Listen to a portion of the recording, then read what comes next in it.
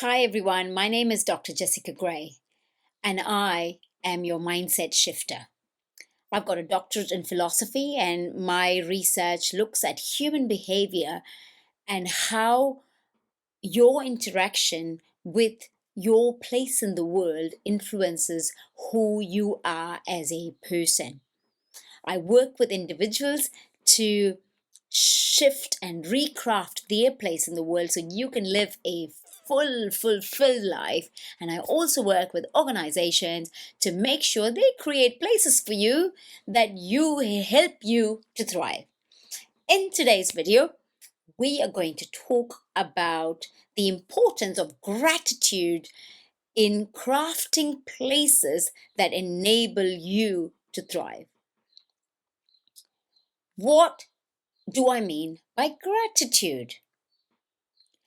Put simply, gratitude is nothing but being thankful for who you are.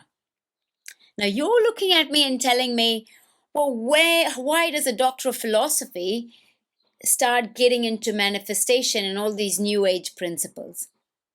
Let me tell you, gratitude is a timeless principle that has worked, and that's got scientific evidence proving that it enables you to live healthier lives. And it's not, yes, it may have been captured by from new age um, making a quick buck marketers, but the real meaning of gratitude has lasted since time began itself. Sit back and I will tell you about it. What does gratitude mean? And why must you be grateful? Gratitude does not mean that you just simply blurt out meaningless words. You're grateful, or just I've got a thorn in my bones, I'm grateful. It means that having an attitude truly deeply inside your DNA that says, despite the problems that I'm facing today, I am grateful that I've got life and that I've got the strength. I'm grateful for the strength that I've got to be able to figure out a way to get that thorn out of my bones, change the troubles in my life so I can create a place in my world that is filled with dignity, that is filled with the fullness of everything that I've ever imagined. Why do I think it is possible? Because I have seen time and time again that those that have invested in not fake gratitude, real sense of gratitude, just becoming part of their DNA, have had healthier lives. They have recovered from a lot of stress, lot of healing from physical ailments, and also an improved sense of self within themselves. So let's take an example. Now, say for example, you have lost a lot of money. You might say, well, why should I be grateful about it? Well, that's true. No one is saying just sit down and sleep and drink and smoke and just sing kumbaya and say, I'm grateful that I've lost a lot of money. That's not gratitude. It means that if I were doing that, I did go through that situation and then I said, you know what? I'm grateful that I've got life, and I'm grateful that I've got a brain that has told me that it's not okay. That having just $4.50 in my pocket perhaps is not going to be tenable for my future, and that I need to do something about it. So it's not just saying I'm just going to give up and I'm so grateful I'm just giving up.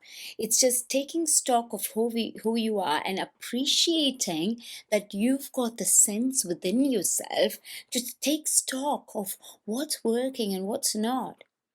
I'm not making this up. I'll tell you a true story. When I was in my 20s, I was all alone. Um, I look, I'm close to 50 and I'm more diplomatic now. And I used to get so frustrated and I'd say the truth, and I felt I didn't have the physical looks or the manner to just progress in some areas of my life. And then I found myself without a job with $4.50 in my pockets. I was getting terribly sick because I only had money for to eat McDonald's meals. And in those days, the cheapest McDonald's burger was $1. And the cycle continued and continued and continued. But one day, I live in New Zealand, and then I decided to take my mom and I went for a walk. And we walked for miles because we couldn't afford to do anything else. And I felt so broken that I couldn't even buy my mom a cup of coffee. So went to this mall, and you know that if you have these cafes, they had these sugar sachets for people that have coffees um to enjoy if they want to add sugar. So I took the sugar sachet and I was sitting there in the general seating in the mall, sipping my sugar sachet. I still do it to this day sometimes, by the way, because it creates in me a memory of the time when I didn't have money. And I was just saying to myself, oh, look, I'm sitting in this most expensive mall, sipping my sugar sachet. And guess what? My mom puts her hand inside her wallet and there's a hole in her handbag. And she's like, "Oh, there's this hole in my handbag." And then she puts her hand deep inside it and there was $10 in her handbag. And my mom has been through a lot in her life as well, and she's always had the sense of positivity that she's derived through her through her theology and the way she looks at life. And she said, you know what? We've been blessed with this $10. Let's make the most of it. That happened over 25 years ago. And, I never forget that memory. That memory still itched in my soul because that simple act of gratitude, and 25 years on, I can go and drink whatever cups of coffee I want. My children laugh at me that I still look at the sachet of the sugar sachets and I open it. Um, my husband's asked me not to do this now because the kids open all the sugar sachets and make a mess. But that memory of the sugar sachet is itched in my mind as how a simple act of gratitude. My mom and I could have been like, oh, we don't have any money. Oh, what's happened? And the reason I didn't have a job was because a recruitment agent lied to me about a job that I should have had, and then last minute she pulled back. So I'd given a resignation to one company, and I was put in a position where there was lots of falsifications going on, and I had to leave it until I stepped into a new role. And all this could have been terribly traumatic and just made me give up hope in life. And I'll tell you another day, when the times I've given up hope, it was many times. But after each of it, I was able to come out and say, let's see what the best case scenario is in this life. And gratitude, so what I'm trying to tell you is gratitude does not mean you just sit and moan and say, oh, I'm so grateful, life sucks. It means acknowledging the present and then within that present saying what the best you can do is. And then I assure you, from life experience and from educational experience, from work experience, your circumstance will change. So in each circumstance, like in my sugar sachet at the mall in Auckland, it was a sense of gratitude for me inside my soul. What's your sugar sachet? When you've got nothing, what brings out that attitude of gratitude in your life? Wherever you are, look at it, and things can and will improve. And like with everything, whether it's physical exercise or music or sport or anything, everything comes with practice. So I'm going to give you some tips on how you can create an attitude of gratitude every day. Now, I have had the privilege of understanding the Eastern ways of doing meditating, yoga, and finding those principles of peace. and also the Western ways. And I don't think one is better than the other. So there's sometimes the saga that West is always best, and then East is always best, and West don't do East, and East don't do East. West don't do that.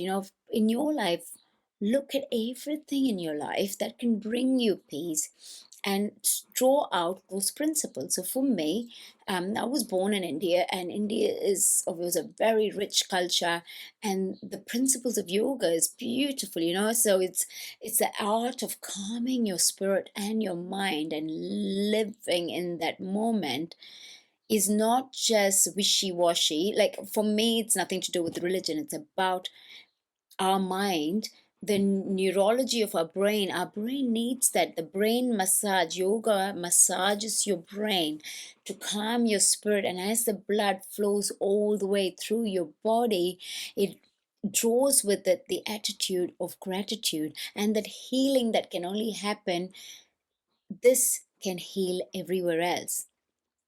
So I start my day by doing some yoga or some pilates that can calm my spirit, and then I have a cup of coffee, and then I am always thankful. We've got a beautiful New Zealand flag flying in our beautiful lifestyle block that we live in, and every morning when I have that cup of coffee in my yellow mug, I look at the Southern Star in all her glory, flying in the beautiful flag.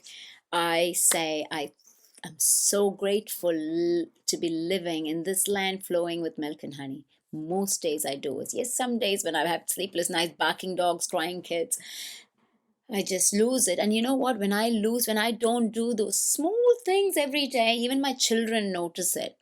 They even say, "Why are you using that tone of voice for? What's happened to your normal tone of voice?" And children notice things. So every day, small steps. And I promise you, this, you might think this is weird, but as I take my children to school, I look at our beautiful Nissan truck and I say, "Oh, I'm so grateful I've got it."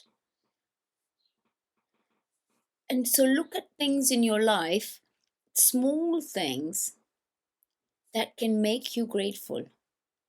And even things that you might hate doing. Can I tell you the thing I hate most in life? Because I didn't bargain for it when I got married, was to clean the dog's poo. My husband works long hours, and then I end up cleaning the poo, not of one dog, but two dogs.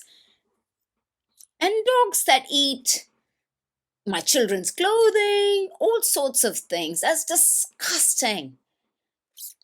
And I went through life mourning about it, and I still do sometimes. But each now, I actually say, wow, I've got this beautiful piece of land, and I'm so grateful I'm able to have the health and the time to clean up doggy poop. I promise you I do it. Crazy, I know.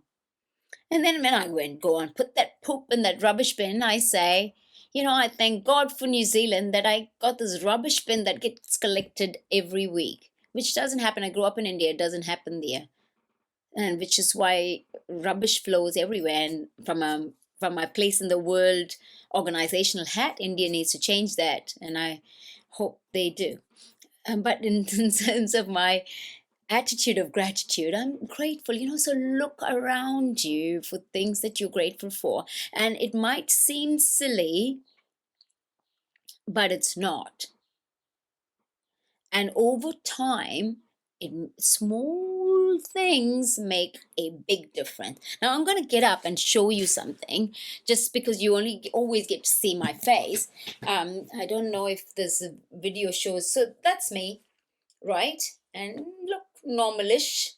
But I'll tell you, after my children were born, even my children look at my old photos and say, "My gosh, what's up with you? You look like you've got a balloon all over your body." And I'm not saying being heavy is wrong, and heavy can also be healthy. But for me, I felt I wanted to be able to run. I wanted to be able to fit back into my old clothes.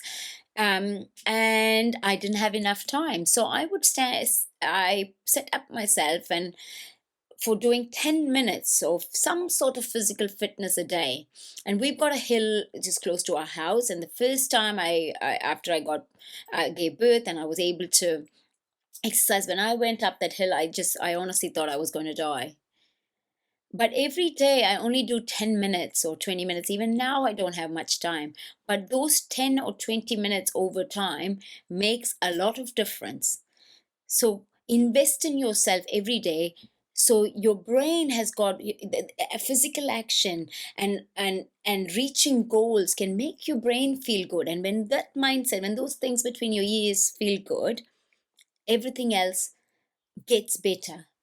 Yes, there are physical sickness that you need to go to a medical doctor for to get better. But even then, like my mom had cancer, and what I loved about her was that that attitude of healing was what healed her, is what I believe. That the doctors at Auckland Hospital were fabulous, and the clinicians at Whakatane Hospital were fabulous too. And even they expressed that the thing that's healed her was the way she was able to calm her mind through the principles that she uses, which is slightly different to mine, but nevertheless, whatever works for you. So my mom's uh, um, is a Christian theologian, so that works for her. And I've got friends that are into yoga from a religious point of view in their religion, and you know what, that works for them. Um, but for me, it's what works for me is believing in myself and enabling physical and mental well-being through an attitude of gratitude on in everyday small things. So see, like, there's different people, different things work for different people, and you must embrace it. You can't fake it. Just because this what I do works for me, you can't just replicate it if you don't believe in it. So look at what works for you, and put it into practice and do it every day. That will make a tremendous difference in your life. And the other area is, if you look at me, I'm close to 50 years old, and I've felt that I've moved everywhere around the world and learning different things. Started with a bachelor's of history, political science, and international relations, then learned human behavior, and then learned psychology, and then so it was kind of a mishmash of everything, with a common thread and sociology being understanding human behavior, and ensuring that people build to create a place. I have always known that places are important, and how those places are crafted can enable people to thrive or live in hate. Um, but I thought, what am I going to, we live in a world where it's all stringent, if you want to, and it's for good reason. For example, if you want to I don't think anyone should be a medical doctor unless they're totally trained, or people would call themselves, say, an engineer. An engineer needs to be trained, because I can't go and build a house and the physical house, and you certainly don't want to live in it. If somebody with no skills do it, but when you're learning human behavior, is so vast. So for a long time, I'd wondered, what am I going to do with this? So I had an option. I did go through a phase where I've got all these skills, and I'm helping all these people, sitting on boards, giving speeches. But what exactly is it? How can I make this all come together? And that never came together until I exercised my attitude to gratitude, believed in myself. And the hardest bit for me, although I studied at the School of Business, was to go and put my name out there. And that, I mean, maybe it comes easy for some people. For me, that was the hardest. And from a long time, I was like, oh, you raised to live a humble life. We were raised in a way that we must not talk about ourselves. Our skills are recognized for what they are, and you should just keep quiet and just help out people, and life will be great. But you see, and I did that for many years, but it was just, I wasn't fulfilled. And I was, towards the end of it, I wasn't giving it with my all with an attitude of gratitude. Um, but only when I then stepped back, looked at all these skills that I've got, and then said, the hardest part in this journey for me is to put myself out there, like doing this videos, which is, yeah. Uh, like I'm happy to go and give a talk when somebody invites me, but doing a proactive video on my own accord was really hard. But when I took it as a, oh no, I can't do it, why is, no one respecting me or recognizing me, it didn't work. But when I see it to myself, look, I've got to be grateful for the talents that I've had. I've got to be grateful for all this educational experience, all this work experience, both in Asia and in the UK and in New Zealand, and put them all together. And that's not someone else to recognize, because they're on their own journey. It's for me to recognize it and value it, not put it down. Like, being humble, I used to think was, oh, not talk about it, just be a wallflower in the garden, but not be arrogant about it either, but just to be grateful. Say, I am so grateful I got to do a bachelor's in history, political science, and international relations, studied economics, studied psychology so I can understand human mind, got the opportunity to do a doctorate in philosophy at the University of Auckland whilst pregnant. Hard job, I know, but I'm so grateful, and I'm so grateful for those people that gave me the opportunity to do that. And then I said to myself, I am grateful that I don't want to just sit and be a lecturer in this or that. I love teaching, might want to do that, but I also want to help people bring out their best lives. And I didn't know how to do that. I was then became an intellectual and academic, and people said, you got to be a lecturer and this and that. I'm going to be 50 years old, and I don't want to start from scratch competing with a 20-year-old full time student. Good on them for doing that, but that's not me. And it took me a lot of courage to break out of that intellectual mold and say, not put it down, not be arrogant, not be dismissive of anything, but saying, this is me. I am grateful that I am me. I am grateful for all these varied experiences, and I'm grateful that I now have a forum where I can help people to craft their place in the world and become the full version of who they can be. The other attitude aspect I would say to you, where I got an attitude of gratitude, like I come up from a family of lots of doctors, as in or people in healthcare, so doctors, nurses, occupational therapists, physiotherapists, dentists, you say the least. So if you don't become a doctor, then you became an engineer, so, and people often said, you were born to be a doctor, why didn't you be one? This is in my early 20s or 30s, I don't know. Look, there were lots of reasons, I won't go into it. And I often thought maybe that's it. And then, and yeah, perhaps, if I'd given the opportunity, I might have become a psychologist. But I loved history, I loved understanding the place in the world, or in the past, in the present, for about the past, in the present, for the future. And I've loved understanding human behavior.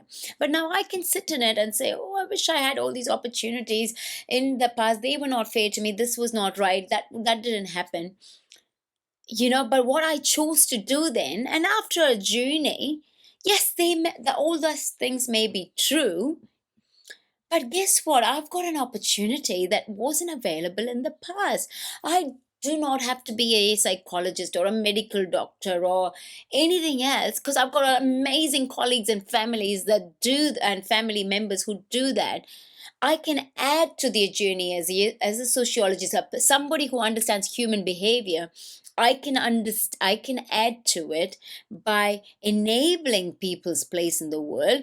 So then there's less physical sickness, which enables my doctors who heal physical bodies to concentrate on what they do best, and that can help create more vibrant people that can be engineers, builders, whatever you want, journalists, I don't know, post in comments what you are. There's so many things we can do in this world.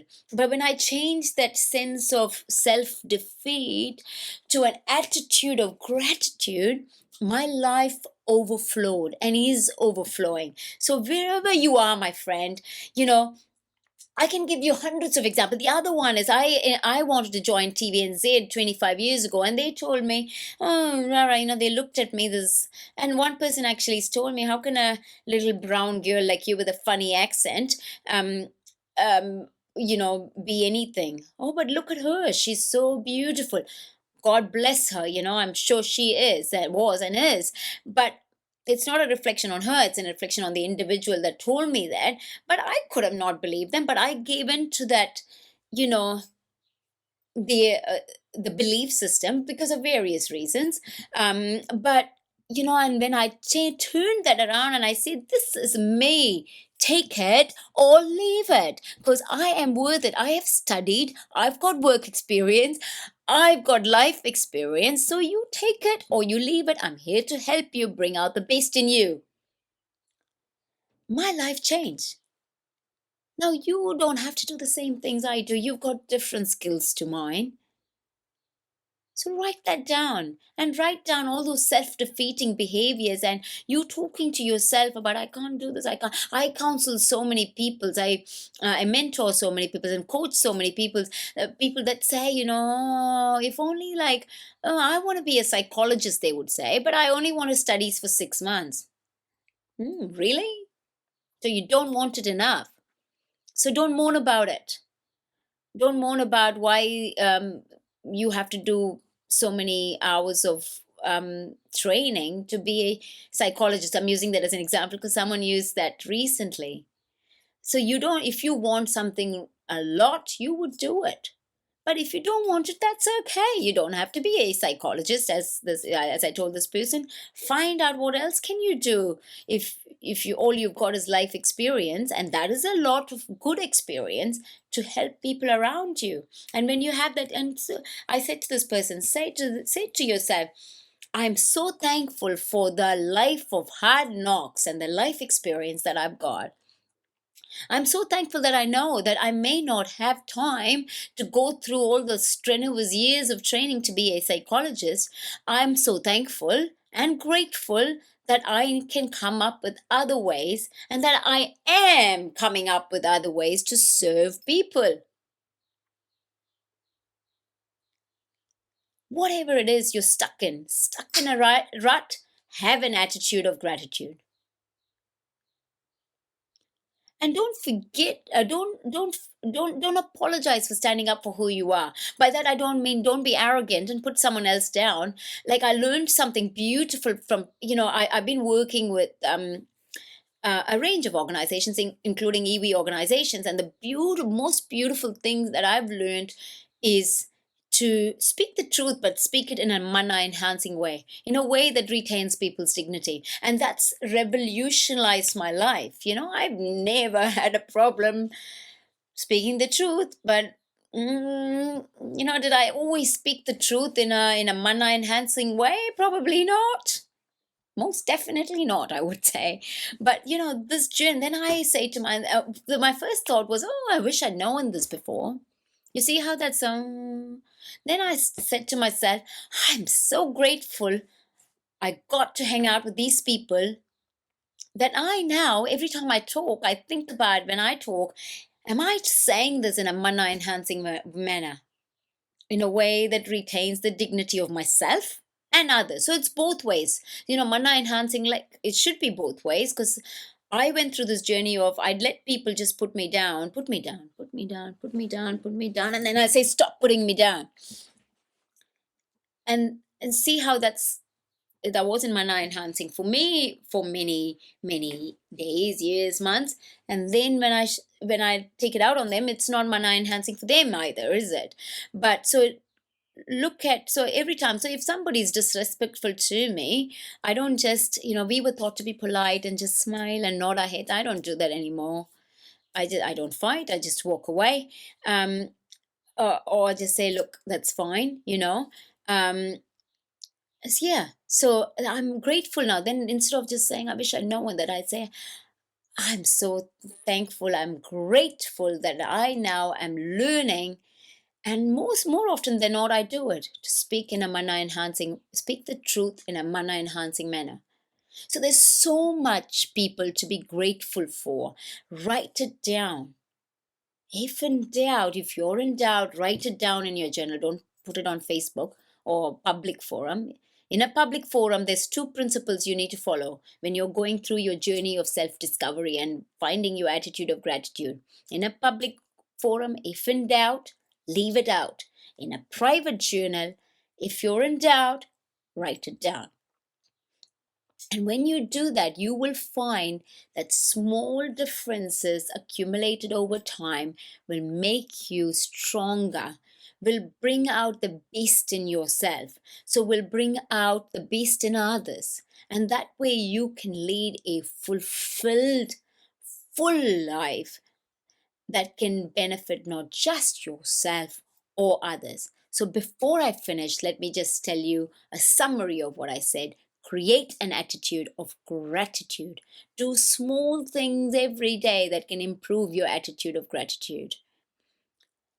Be consistent about it and turn your misery into greatness by creating an attitude of gratitude. Learn to meditate, learn to calm your spirit, and actively pursue an attitude of gratitude each day.